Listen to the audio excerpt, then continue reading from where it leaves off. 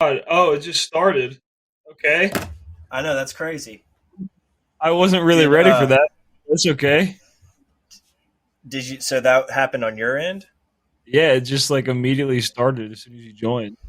Yeah, yeah, that was weird. Interesting. But yeah, Well, it is I'm what it good to is. go. We're, If we you want to keep rocking with it, yeah, we might as well yeah. just fucking jump into it. Listen, I gotta put you on some game, Anthony. Let me tell you something. On some If game. you don't have a bidet in your house, you need to get a bidet. I'm telling you right now, it's life changing, and you will thank me later if you get one.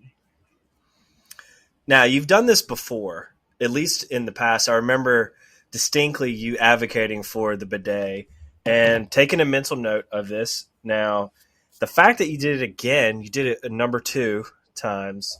I'll have to look into it. Is it you got a My Tushy? Is that the Yeah, name brand? Is yeah. the way to go? And the Okay. reason I bring it up is because I just took a shit, so I just used it. So I just had to. So it works. Yeah, yeah. Again, It feels you really got to good. practice what you preach. Yeah, You know? exactly. Well, you got to give me a second Hell because yeah. they launched us into this and I wasn't ready, so I need to see Yeah. if there's a Apple Music review for this. But what have you been up to? Yeah. What have you been up to? What was this past weekend like for you?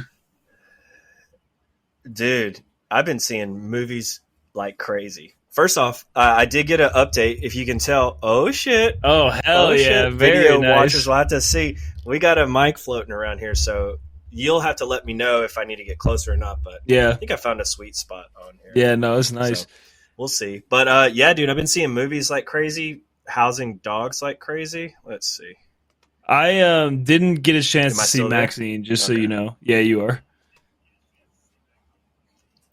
That's what I figured. So You're I'll, lagging a I'll little bit though. reserve all my comments from Maxine for when the time is right. Okay, let's see. But I did see it twice. So I saw Maxine twice. Nice, I've been very watching nice. And movies at home, living you the did the dog triple life. feature, So right? yeah, triple feature. Yeah. So like I said, I'll keep it. Those feelings aren't going anywhere anytime soon. So yeah, I'll be glad to go deep on that. But no, man. Otherwise, just been working and yeah, I haven't. I've been having dogs rotate regularly, staying with me, so keeps life interesting and yeah, not really bored. Though the humidity down here is pretty toasty, I have to It's say. getting out of hand, dude. Yeah, you walk outside and you're sticking to yourself. Yeah. So, like, what are you gonna do?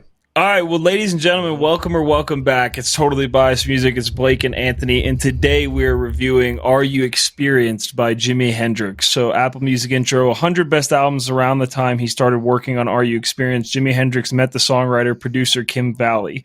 This was London, 1966. Fowley thought Hendrix was wired and unfashionable, but people had been talking, so Fowley asked, "What's your thing?" "Science fiction, rock and roll," Hendrix said. So this is your pick, Anthony. I'm sure you've listened to it a number of times, but take us down why you went with this album. So Jimi Hendrix speaks for himself. I mean, he's a massive figure in music. He's a massive figure in counterculture. He's a massive figure uh, as a guitar player, you know. But as a human, I think it's just so worth highlighting. The first, this being his first album, this being my first album that I ever bought on vinyl. So it definitely holds a special place in my heart. But I think that it's Jimmy's is an interesting character because he is one of a kind, right? I mean, he's a poet, he's a visionary, he's a and beyond incredible guitar player. A How would you say? He doesn't play guitar traditionally. I think in fact he plays it left-handed, so it's like a complete upside down version of a traditional guitar.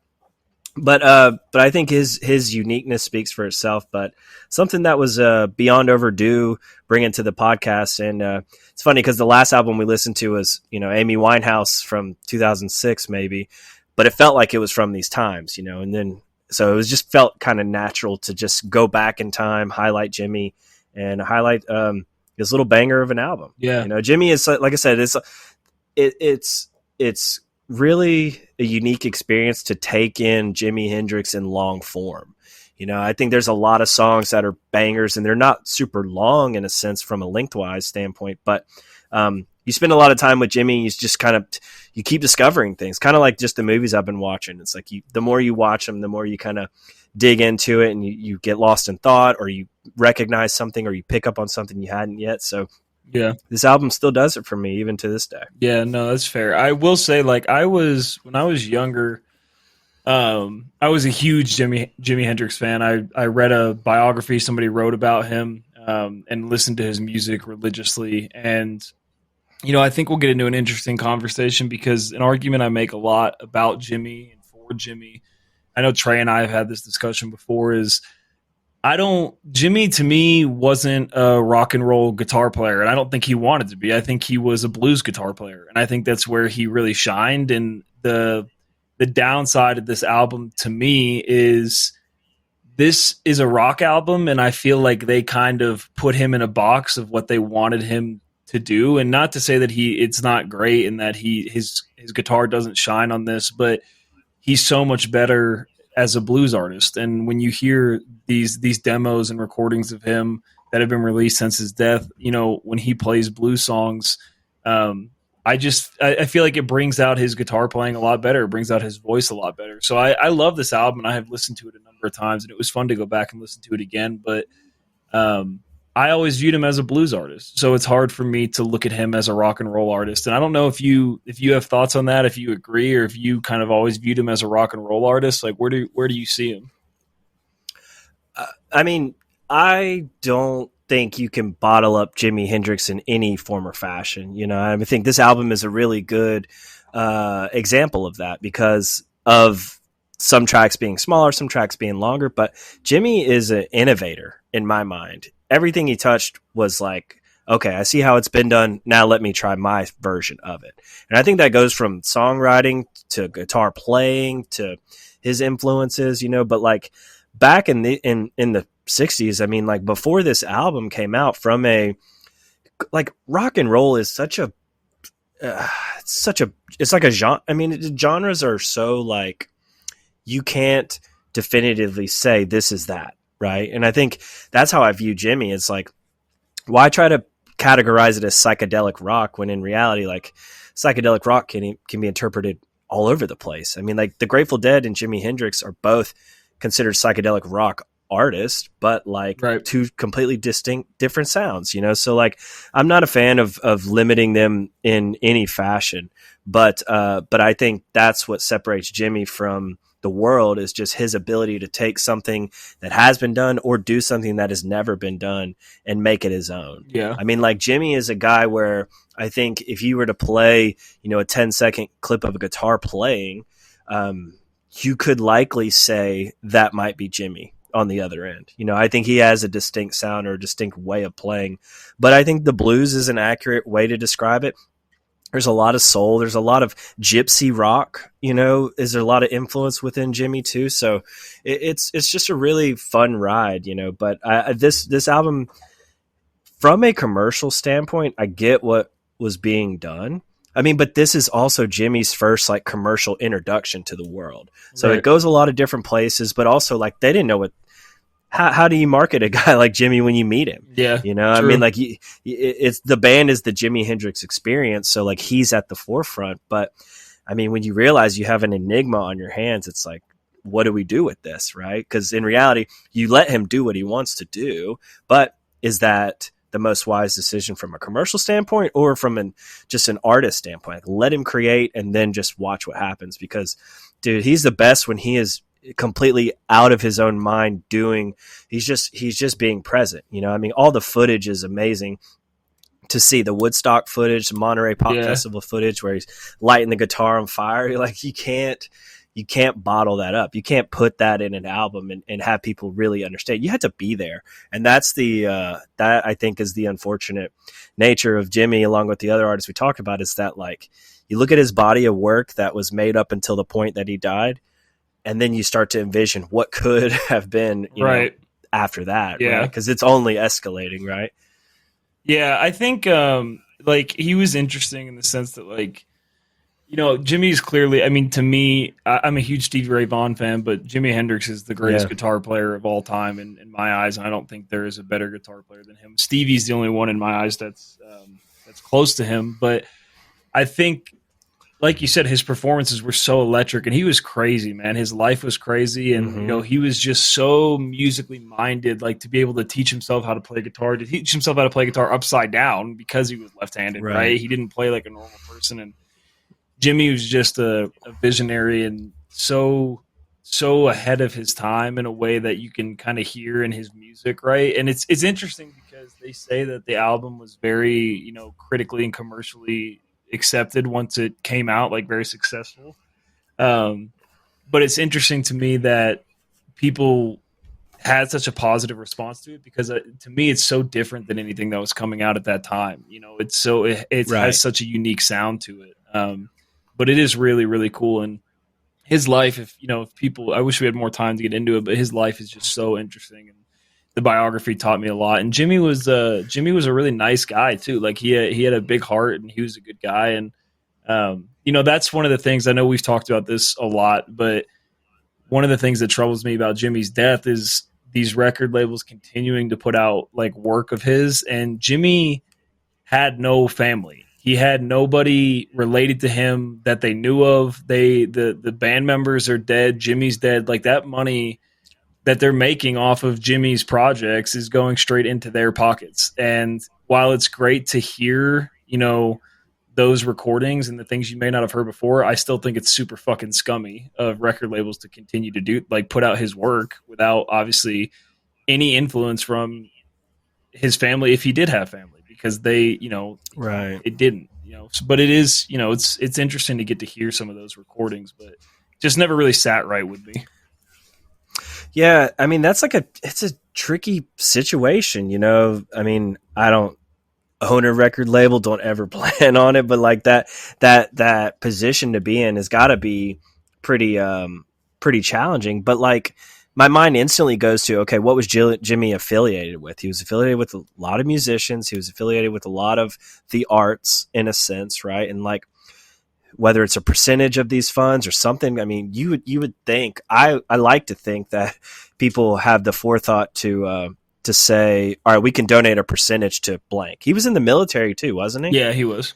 Was Jimmy in the military? Yeah. So like, I mean, there's easy outs to say, we're going to put out this new Jimi Hendrix project of lost tracks or whatever, but percentage of the funds are going to go here and there, right? Because otherwise, yeah, I mean, these people are benefiting from it. And the original record producers, I'm sure they're not likely alive, if not ancient at this point. But like, yeah, again, you like to think that there's some clause in place to say, a post-mortem artist with other stuff, the estate's going to decide, and if there is no estate, then we divulge the funds accordingly, right? But it's asking a lot, when people can just say, fuck it, we're going to do what we want. Yeah. And we're going to take the money, but it is. Yeah. It's the nature of the business. Yeah, exactly. All right. Sucks. So let's get into top tracks. What do you got for a top three? All right. So, number 3, I've got Third Stone from the Sun. And now this song is a complete, I won't say a complete departure, because there are some one-off tracks throughout this album that I think highlight different things. Like I Don't Live Today is an interesting track because it's very rhythmic, it's very tribalism, and in fact, that song particularly, he talks about it being dedicated to American Indians and other immigrants and all, which is like, again, I'm thinking that's an easy out for funds for anything Jimmy touches to go to that. But beside the point, Third Stone from the Sun is really interesting because it's like a psychedelic journey track. It's very spatial. And that is another thought that I have on long form Jimmy, where you have a track like Hey Joe, very familiar, very brief, everyone can get along with that. But Third Stone from the Sun is like the track you have to find within the album. And I don't know, I like it. I like soft Jimmy. Right. Don't get me wrong. Shredding Jimmy, smashing his guitar, belting out vocals. Like I love it. But this song does something for me that the other ones don't. I said, you can go places within it. So Third Stone from the Sun is number 3. Number 2, I have Foxy Lady.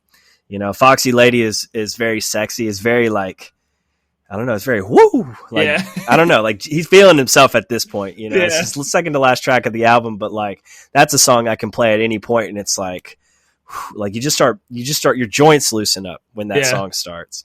So Foxy Lady number 2, number 1 is Purple Haze. You know, I think it's a great way to start. Yeah, I mean, there's infinite honorable mentions on this. Like, I love Hey Joe, and I love The Wind Cries Mary, and I love Are You Experiencing Fire. So like that's 4 other tracks that easily I could put in here, but Purple Haze is the one that Yeah. So it's like it starts it for me in a way that like I mean, it's like you know what you're getting into. You know, I mean, Excuse Me While I Kiss the Sky is like just it's a quintessential line that he has that, I mean, it's like it just rings true everywhere.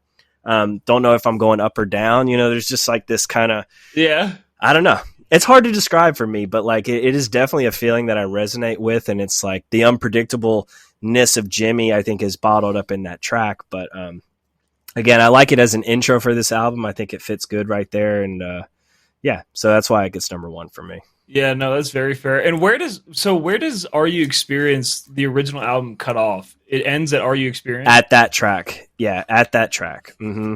Okay. So it's like it's a really cool listen with 2 sides, because Purple Haze to I Don't Live Today very much feels contained. And then The Wind Cries Mary into Are You Experienced feels contained to me. So like I like that arrangement. And having Fire be the second track on side B is very much like a pickup kind of thing. So like I enjoy the structure of this album, but I don't enjoy that Spotify adds those extra tracks at the end, because for people listening at home, you know, it's like, yeah, I mean, like if they would just sometimes they do it where they'll have disc 1 and disc 2, but like you're doing the original product a disservice by not including some sort of like notation or just ending it where it should be. Right. Because then you think back and think, all right, did Jimmy put out an hour long or an hour and 10 long album in 1967? The answer is no, right? I mean, it's very digestible, and that's really important for that time period, you know, is recognizing that that it's only, you know, a 38-minute long album, right? Yeah, and that but yeah, Are You Experienced claps it. That kind of fucks up my track rankings because I had some that are on the quote unquote disc 2, so fucking hell, I gotta kind of pivot here last minute. But you mention it, just either way. Yeah, for sure. Well, for me, like, so Purple Haze, like it gets an honorable mention. I'm not going to put it as a top track because like this is just so. It is a great song and it's classic. It's forever classic. It's a Jimi Hendrix staple. Everybody knows Purple Haze, but I just think there's so many better songs on here. So for me, 3 is Hey Joe. That just the intro to Hey Joe, right as that guitar comes in, it's like, and that's another really well known, really popular Jimmy song. Yeah, and it's very bluesy, like I said, which is where, you know, I feel he really shines. But it's slow, you know, it's not super upbeat until he kind of starts ripping into the solo about a minute and a half in, and just he does the high pitch solo so well, man. Like just a master on the guitar, and this song really really highlights it. So always going to be a favorite of mine. And then now the Hey Joe, did you know that that's a cover? Yes, because I didn't know it till digging. Yeah, who is he covering? The band is called The Leaves. I had never heard of them before, but interesting discovery. You know, like Jimmy kills covers. There's all along the Watchtowers and all. Yeah, there's a ton of covers throughout his discography. Like a lot of his songs are covers, but to me he outperforms the original artist. Oh yeah. You know? Well, that's the thing, right? He takes what was there and says, all right, now let me fuck with it a little bit. And then that's the shit you remember, right? But it's cool to kind of dig back and see what he was working with, you know, but still it's like, how do you come from this version to that version, you know? Yeah, very true. The answer is a lot of LSD. Yeah, exactly. And then number 2 for me, Fire. God, Fire rips, dude. so good, upbeat, funky. It's like as close as you're gonna get to a dance song on this album, like something you can dance to. And I'm pretty sure, I can't remember what band it was. There's a Woodstock 99 documentary, and I'm pretty sure it's the Red Hot Chili Peppers. I could be wrong. But when people started to burn down the festival, basically, they played Fire by Jimi Hendrix while people were just burning the festival down. But that's insane. It's a staple, dude. I love this song. It's so upbeat, and it really gets you in a hype mood. So Fire is a classic for me. And there's not, like the drum work on Fire is really like the cornerstone of the song, right? It keeps the beat the whole time. It's upbeat, and that doesn't. The rest of this album, there's not a ton of. I mean, the Jimi Hendrix Experience, 3 people, right? It's not like there's a ton of instrumentation going on apart from Jimmy's guitar playing. But I think in Fire, the drums really get a chance to shine. Who is the drummer's name? I thought it was Neil something, but I can't remember. I should have had that. Let's see. Mitch Mitchell, and then Noel Redding was on bass. But yeah, Mitch pops off in the song for sure. And then number 1 for me. So this is where I got fucked up. So I'll tell you what my original number 1 was, and it's Red House, because Red House is another blues song. And there's actually a version of Red House on Valleys of Neptune, which is like unreleased recordings that they released, and it's way more bluesy. But man, dude, Jimmy rips in this song. It's like his guitar playing is really, really highlighted in this song. And it's like, to me, just the magnum opus of his guitar playing at the time, so early on. But since it's not on the original album, I'll pivot and I'll throw When Cries Mary in there. Another slow song, another slow one. But, like I said, that's the type of Jimmy I like, which is not really characteristic of how I normally like my music. I normally like the heavy shit, the upbeat shit, like rock and roll music. But when Jimmy slows it down, it just accentuates what he's already so great at. Yeah, I agree. It's like that is the music that turns me on, is recognizing an artist who's traditionally known for smashing shit, right? Slow it down and really just like put you in that state of mind where it's like, ooh, I wrote after the Wind Cries Mary, it's like it's the perfect balance between his vocals and guitar too throughout this song, and it's very swing, it's very sway, right? But it's awesome because, like, I mean, between you and I, it's 6 completely different tracks, right? Right. And this is only an 11-track album, right? Plus, I mean, Foxy Lady. I mean, it's just loaded. It really is, But for the times, I think it speaks a lot because, like, before this album, you have very slow, soft, like the Mamas and the Papas. Like very like the Age of Aquarius, like that kind of like poppy rock music. But this changed the game, right? And then I think this, for what it does, it shows people like, holy shit, like you don't have to stay within any boundaries, really. Right. Just look at what this guy's doing, So like, I think it's a great piece of work. For sure. All right, now the tough part, Anthony. What do you got for bottom tracks? Tough part. So I've got two. Manic Depression and Lover Confusion. Manic Depression to me, after Purple Haze, is this kind of wild freak out track. Yeah. And that's the best way I can describe it, is that it's not very digestible in a traditional sense. It is just, you're letting him just fucking ride. He's just going off. The drums are crazy in that track too. So shout out, what's his name again? Mitch Mitchell. Give him another shout out. Mitch Mitchell. Shout out Mitch Mitchell. And then Lover Confusion. I like the breakdown with this track, but I just wrote, 60s quote rock and roll. Like that's what it felt like to me. It didn't feel like it had the flair that most of the other tracks do. But that's Jimmy. I mean, like, again, he touches so many different genres and so many different tempos and so many different just emotions within the music. But Lover Confusion had me mostly confused, I'd have to say. But just fair. those two, right? So again, 9 tracks out of 11, I'm down with it. Yeah, no, that's fair. Mm-hmm. What do you got? So I have to agree with you on Manic Depression. I always like every time it comes on, it's just jarring to me. Like I don't know Yeah, how to right. explain it. It's just like I'm kind of like, fuck, man. All right, hold on. Easy, Let Jimmy. me get my Right. bearings real quick before we Mm-hmm. continue. So yeah, I think your analysis of that song was spot on. And then so then I had two more. So I had "May This Be Love," and "May This Be Love" is just like it's just I need more, It's too man. soft. It's Too too soft. soft. Like, give me. It doesn't Yeah. like. There's not a lot of music to it. I don't love Jimmy's voice in it. Like, it's just I don't like the I don't like the way he's singing in the song. It's just not my vibe. It's just not my vibe at all. Mm-hmm. And it's too slow for me. So it gets a skip for me whenever I go through this Okay. all the way. But you know, it can't be perfect. It can be close, but it can't be perfect. Right.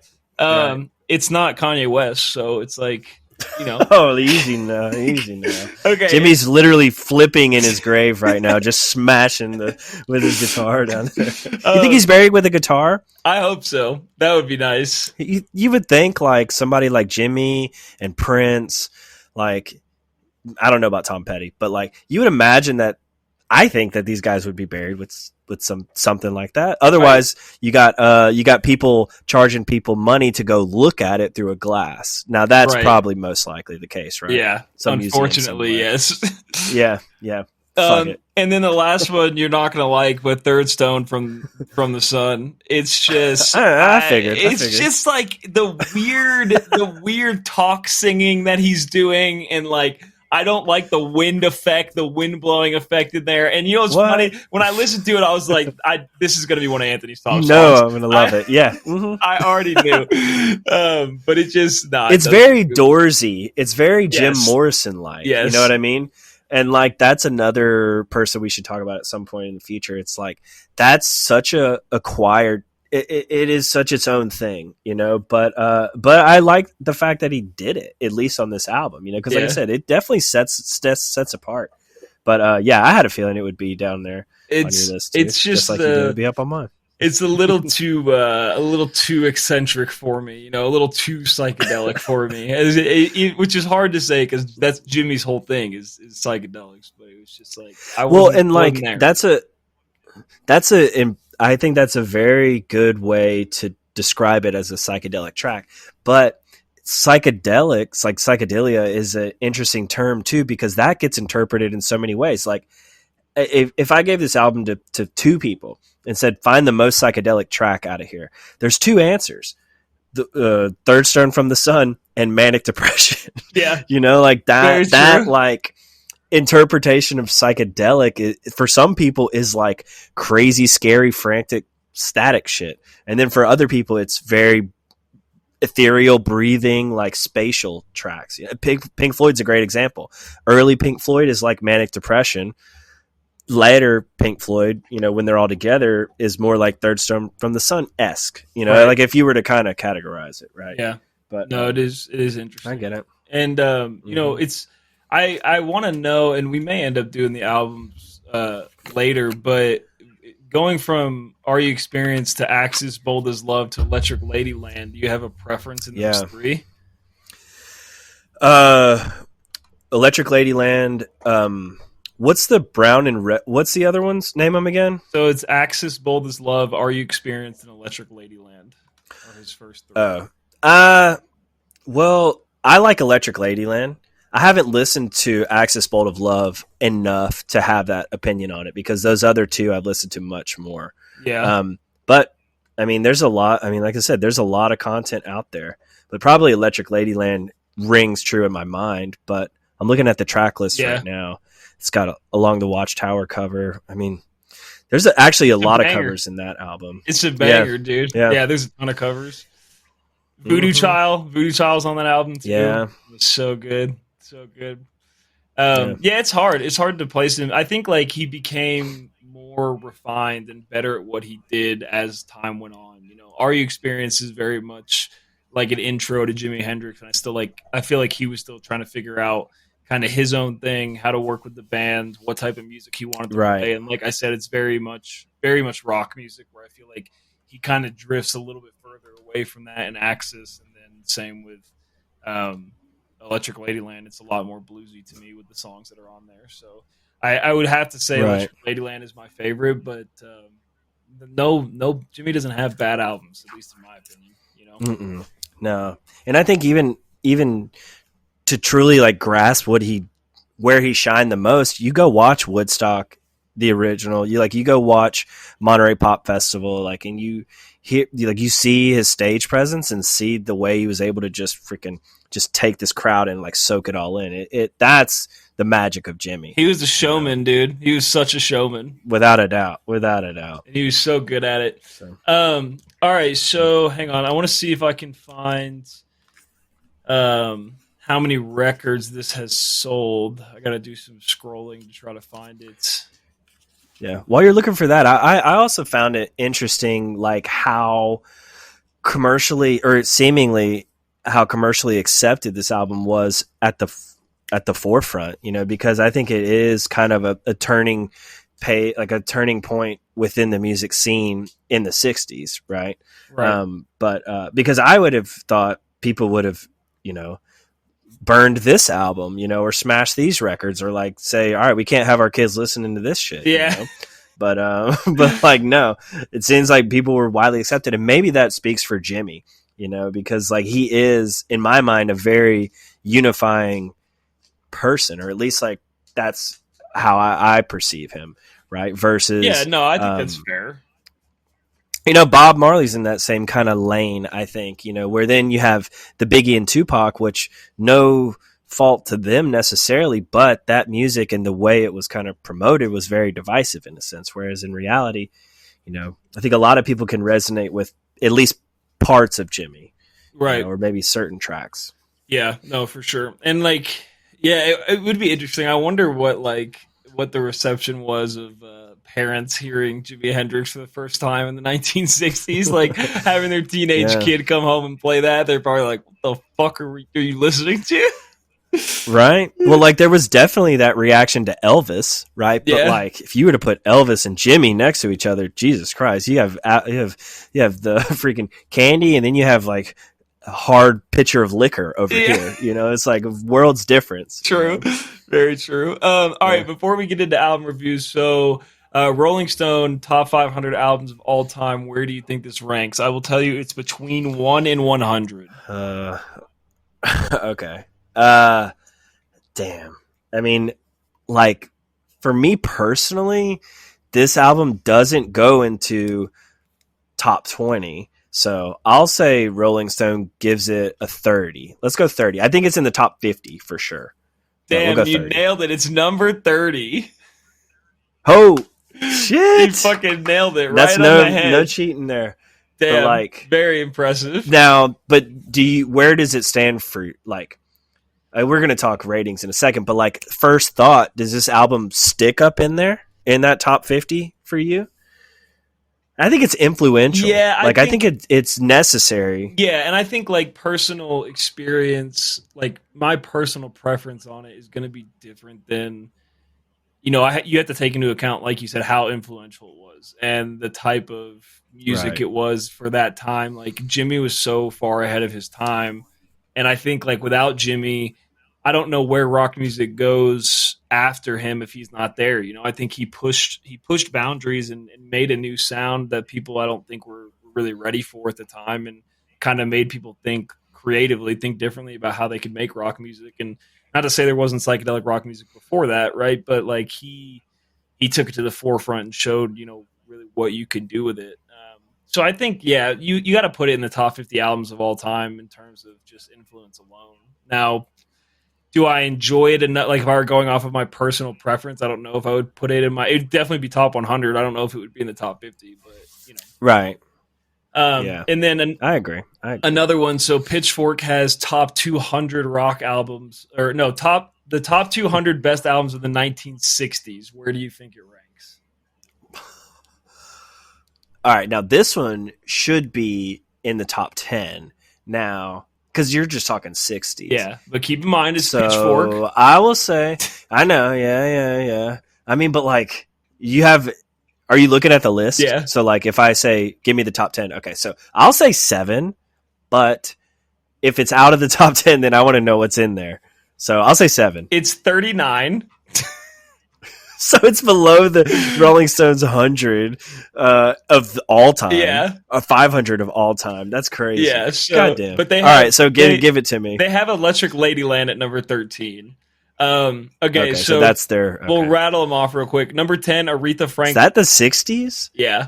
So they're both okay. Wow, he put out some fucking bangers in a short period of time. Too. Yeah. So number 10, Aretha Franklin, I Never Loved a Man the Way I Love You. Number 9, Miles Davis, In a Silent Way. Number 8, The Beatles, Revolver. Number 7, James Brown, Live at the Apollo. Number 6, Bob Dylan, Blonde on Blonde. Number 5, Nina Simone, Wild as the Wind. Number 4, The Beatles, The Beatles. Number 3, John Coltrane, A Love Supreme. Number 2, Beach Boys, Pet Sounds. Number 1, The Velvet Underground, and Nico. Okay. I mean, they're trying to be. I feel like they're trying to be something. No, I mean, like, I get the names, but also, like, I mean, I don't know. 2 Beatles albums in the top 10, the self-titled one being above the Revolver is, yeah. I mean, I feel like this is them trying to show, like, you ever seen this trope of a person that goes to college and comes back home and has all these deep conversations? Yeah. They're trying to be something they may not necessarily resonate with wholeheartedly. I think this is that. That's for Pitchfork. That's their whole shtick, dude. Say, like, come on. Like, whatever. That's fair. What did they say again? 33 out of 100? 39. 39 out of the top 200. Of the 60s. Yeah. Of the 60s. Yeah. No one in Pitchfork now writing that list was even alive in the 60s, I bet. No, of course not. Yeah, whatever. All right, but what do you rank it? So it gives a solid, I give it a solid 8 from me. And there's, like I said, the 2 tracks I could do without are there. But I struggle giving it more than an 8 just because of, like, I don't know. It's hard for me to critique this album, but I give it a solid 8. I love it. There's not much I would change with it. I think it was really powerful, but I give it an 8 out of 10. That's fair.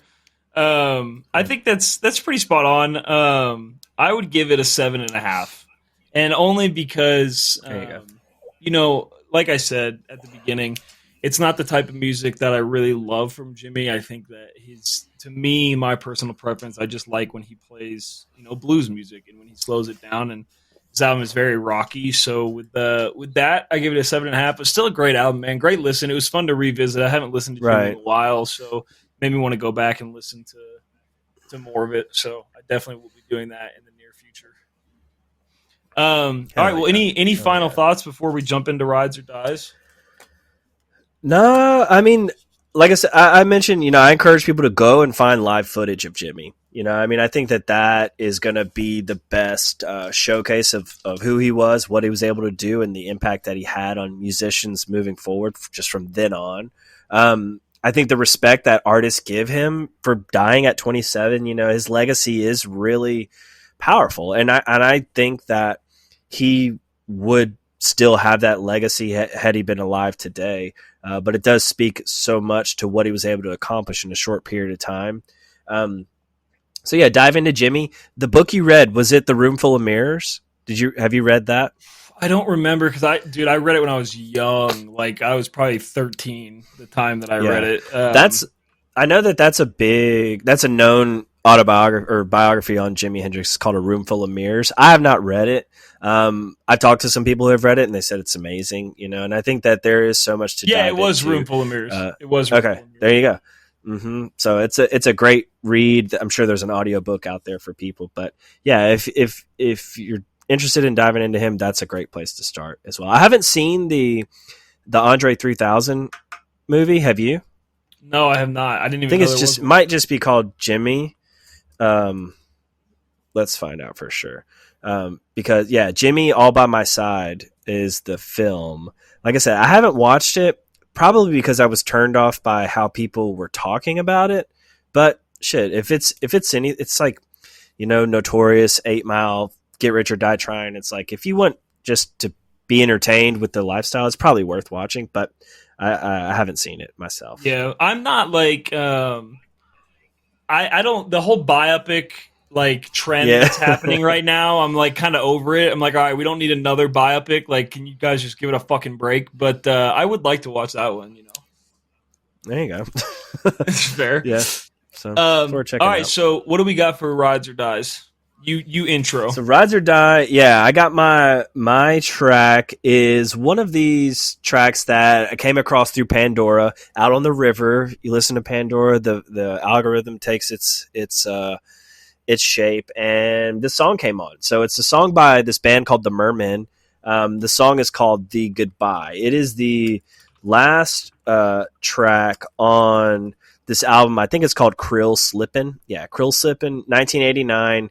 But it's very, for me, it's very, you can call it surf rock. It's very ocean-y for me. Does that make sense? Yeah. I don't know. It gives me great water vibes, and to have heard it for the first time on the water really left an imprint on me. So I really enjoyed it, and want to keep bringing nuance like genres through Rides or Die. So like, yeah, what'd you think about this one? No, that's fair. And yeah, I get the same vibes, man. The guitar in this is so nice, dude. Like about a minute, I started playing it again when you started talking about it, but like about a minute in, gets real beach rocky, like nice flowy. Mm-hmm. I could definitely listen to this on the beach, or I could picture it in a surf montage, just somebody catching some waves. So it's very much a vibe. I've never heard of these guys, so I would be interested to hear. And like, there's no lyrics, so I'm interested if the rest of their music is like that, or if it's just this song. Like, I would be interested to look into that. Well, like that album. Fuck yeah. That album is not all like that song. There's a lot of tempo changes throughout, but that song for me is what I would want a whole album to be like. Right. So, and it's one of their it might be their first album, actually. It is their first album. So they've produced music all up at least until 2021 and are likely still playing. I think they are still playing. But they're a bunch of older guys, obviously. But yeah, the Mermen are worth digging into to just kind of find anything that might resonate with you. But there's a lot to go through. Yeah. But Pandora salutes you for bringing them to Always me. giving you some hidden gems, dude, when you least expect it. Yeah. Pandora still has a place in this world. Don't let anybody tell you different. I agree. Hell yeah. All right, so let's hear yours. All right, so I picked Nina Simone, "Feeling Good," which is a very like this is very mainstream of me, right? This is like probably her most popular song. But the reason I picked it is because it is in A Quiet Place Day One. It's the very last song. And I think it's used so beautifully in the movie. Like, I think the ending of the movie I loved. I thought the song was the perfect use at the perfect time. But then it made me want to go listen to it on the ride home. And so I just have been letting it spin this past week. And man, what a classic voice Nina Simone has. So beautiful. And just an overall great song. Makes me happy. So what did you think? Yeah, dude, it's an amazing song. I don't know which rendition I like the most. I mean, like Bass Nectar obviously has a remix of this track. The way it's used in the film, I really love. The original, I really like. I think it just speaks volumes to Nina Simone and how you can take a voice from a certain period of time and implement it in so many different fashions, and it just works. Yep. So yeah, obviously this track is rides from me, but yeah, shout out Nina Simone. Now, was this track? I don't know if you know this, but like, was it ever featured on an album, or was it only released as a single? No, so I find that really interesting. It was on an album. It was on her first album, I Put a Spell on You. Actually, I don't know if that's her first album. Okay. I'm pretty sure no, it's not. But yeah, that's that album, I Put a Spell on You. It's in that album. Gotcha. Okay. Yeah, so 65. and I went down memory lane, and I watched Bass Center, Colorado, night one opening, where he opened with the Feeling Good remix, and just really brought some joy to my heart, man. Took me down memory lane and made me think of the good times. Yeah, I mean, hearing Nina Simone on a sound system like that, you know, I mean, Derek does it with a lot of vintage artists too from that same kind of era. It's like it is so refreshing, you know. I mean, Yeah. like that's how their voices are their own instrument, you know. But Yeah. it's still, yeah, you hear the opening lines for this song, and it's like, oh, and I Dude. think the movie does that so well, you know. And she's Yeah. listening to it, so Yeah, it's hell yeah, great. hell yeah. All Let's right, get well, there. let's get Mhm. into the movie. So we picked a Quiet Place, the first Quiet Place, but obviously we could talk about two and obviously Day One, which we both just watched Yeah, recently. But yeah, I rewatched the first one. I hadn't seen it in a really long time. I think the last time I saw it was when it first came out in theaters. And yeah, I really enjoyed it, man. I really think the premise for this movie, you know, John Krasinski, this was like his brainchild. It was his project, and he directed and obviously stars in it with his wife Emily Blunt. And I don't know, I think it's the premise of it is super interesting to me. And yeah, it's very anxiety inducing. The whole series is very anxiety inducing. Every single one of the yeah. movies, but this movie in particular, there's just a lot of hold your breath moments, you know. And I thought that it was a great watch, and Amanda watched it so we went to see Day One, and I asked Amanda, I was like, when's the last time you saw the other ones? And she was like, I didn't know there was other ones. So she she watched Day One, and So then she we saw went Day One first. yeah, and then we watched the first one, and then we haven't rewatched the second one yet. We're gonna try to watch it tonight, but she really liked the first one. But I think it's interesting, like Day One is so like large scale, right? There's so much happening all over New York City. There's a lot of walking, a lot of traveling, different scenes, different places, things of that nature, and it's very chaotic. And A Quiet Place, the first one, is just it's all isolated to their house basically, and like there it all takes place within there. And I thought there was cool little things that I'd missed the first time, like when they're playing Monopoly, like they've replaced all the pieces with like felt or cloth or whatever it is instead of actual Random hard stuff. pieces. Yeah. So those little details are really cool. I will say I do cringe a little bit every time I watch it. When he has the whiteboard in the background and he just write like they wrote the most basic shit on there. They're like, can hear, blind, weakness, right. question mark. I'm like, nobody's would write this shit on a whiteboard. So I thought that was a little corny, but other than that, I think it's, you know, it was a fun watch. And like, as far as, yeah. And like, I think too, like if you have so like I saw the first Quiet Place in the theaters, and that was the only time I had seen it. I hadn't seen it since. So I was really glad to go back and watch it because, there was a lot of stuff like that you think about. Like I would think, why wouldn't everyone just walk around with a whiteboard and like, I write this and you write that and I write that, you know, like you can communicate that way. But with it being, so this Quiet Place Part 1 starts off at day 89, right? In comparison to Day 1 when this first thing happened. So my question to you, Blake, is do you think you could learn American Sign Language fluently in 89 days? This is a challenge. This should be a world challenge because, like, I love it and I always wanted to learn it. Here's the thing. I always wanted to learn it as well. And I even looked at like so sign language is really hard to learn because you have to have that visual medium, right? Like you have to watch people do it. Whereas when you're learning, like I've been taking French lessons for half a year now, and I can listen to French podcasts or I can go on Babbel and it's all listening, right? Or, I mean, there's a lot of like interacting and spelling and things, but you can listen and learn a language. Whereas sign language, you have to watch people do it and learn those hand motions. So I think like that would be the toughest part about learning sign language, is just not being able to kind of do it nonchalantly. But I think in a post-apocalyptic world where like I had to learn it and then I was doing nothing else but surviving and learning sign language, I think if I put multiple hours a day into it, yeah, I could learn it in 89 days. But I would have to hit the grindstone. Yeah. You know, I'd have to really get into it. Yeah. So that should have been on his whiteboard. Like, this means that, you know, it's like, exactly. That's the teaching tool that you need, right? Right. I had an interesting experience with this movie, like I did with the Planet of the Apes trilogy. Was I started watching this movie, and 4 minutes in, I realized they're doing sign language and I don't know what they're saying. So like I need to go find subtitles for this. Yeah. So that was like, and it just made me think back to like how many people could be possibly watching this movie the whole way through without subtitles, having no idea what they're communicating. Yeah, just going off. But I do context clues.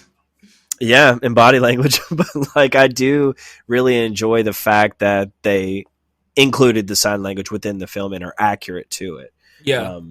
And these films also speak to my heart because they bring iPods back into the fold, you know, because like shit, if that's me in an apocalyptic world, I'm good, man. I got content to listen to. We're walking around. Yeah. As long as I can charge it, we're good. But I had to shout out the iPod throwbacks, you know, because I was like, with day one. Anthony would struggle in this world, man. Like it's too quiet. Like you like to listen to movies like loud, you like to listen to music loud. I think you would struggle a little bit more than you think, Anthony. Well, I should probably backtrack on that because like ask all my grade school teachers growing up, like you try to play the quiet game. You remember the quiet game where like, dude, I was fucking that game up. Like I was purposely like fucking with people to make them laugh. You know, like I would probably die quickly unless I was by myself. And if I'm by myself, then like, what's the point, you know? But but how long do you think you would make it? And like realistically, do you think you could even make it 89 days?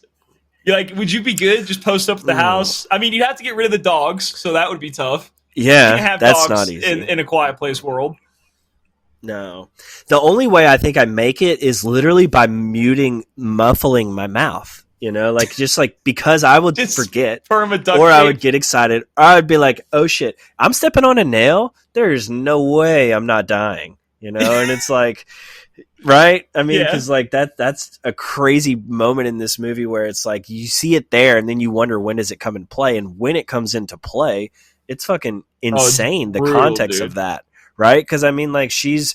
You know, spoiler alert, she's gonna go into labor. She's going into labor, right? And trying to like circumnavigate that situation. Also understanding that there's some shit looming around the house too. It's like the recipe is set up for disaster. And I fall right into that category of like, I'm probably gonna make some sound. I'm probably gonna verbalize something, you know? And all it takes is one fuck up, right? That's true.